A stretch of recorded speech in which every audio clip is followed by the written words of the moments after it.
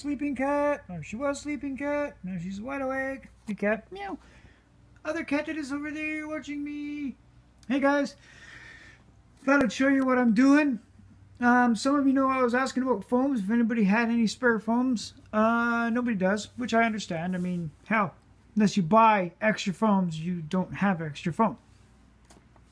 Now these little things are what belong in these tires. And these tires, by the way, are one of the best. I'd like to get a different set of tires. There is a set of tires I do want to get, but, you know, can't buy them right now. Kind of broke. But, anyhow. So, yeah. If you look at the back end of this truck, tires are flat. These aren't good enough. This truck weighs close to 10 pounds. I'd say probably 8-ish. So, look at the front tire. Standing up pretty good. That is because I'm stuffing all this into there. These are, I think these ones are 2.2 even. I think these are 2.2 memory foam and these are 2.2 regular foam. The other foams have been hacked out like this. Not a very nice job. I know. What do you expect from me, right? I don't do things that nice. They're going in my tires. Who cares?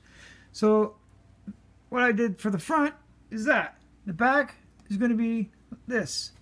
These are going to get stuffed into here like so. And I'll even it out. And that'll get stuffed into the back tire. So it doesn't look flat. I know you're supposed to have traction. And it's supposed to conform to the ground. But, I mean, when they actually wrinkle, that's too much. So, yeah. I'm about to stuff all this into there. For this truck. This is my favorite truck of mine that I've ever built. The deck alone was a lot of work. These are all stir sticks. And it goes bicycle spokes brazed in going lengthwise. Then there's a piece of cardboard hot glued underneath it. And then a piece of canvas laid down on top of that. Hot glued down. And then I put glue down. Regular glue. And I stuck all the stir sticks down. And then had them glued in place.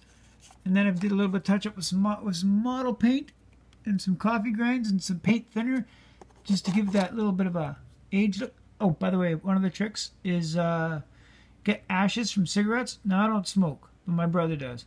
So I got a bunch of ashes from his ashtray, mixed it with paint thinner, and brushed it into the wood, and it gives it a nice aged, dirty look.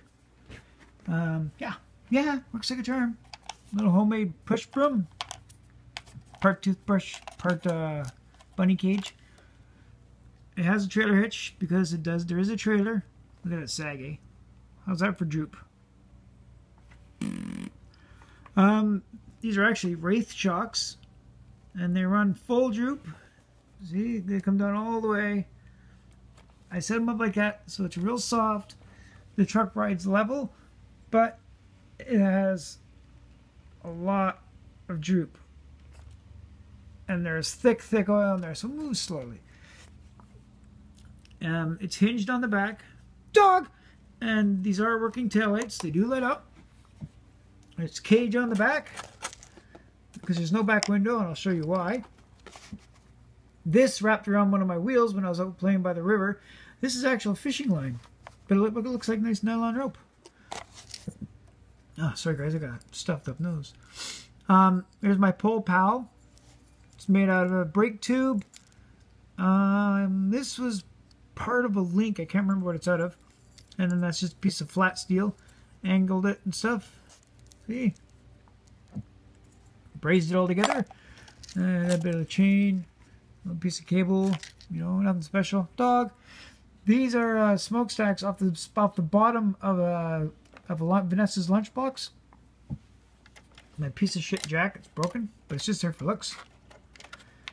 This string is landscaper string for, you know, making straight lines so they know where their lines are going to go. Just kind of mixed and matched up to that. There's my front one that goes to my winch. I do have a working winch. And this is my snatch block. And some of you know how they work. You know, you mount it to something like man, it's going to be a problem. You know, so you can get like an angled pole. So if you're stuck somewhere, you can use this to change the angles. Pull it from different angles and whatnot. Plus, if you loop it back, it'll double the power of the winch. That's made out of bicycle spoke. There's a little mushroom-headed part.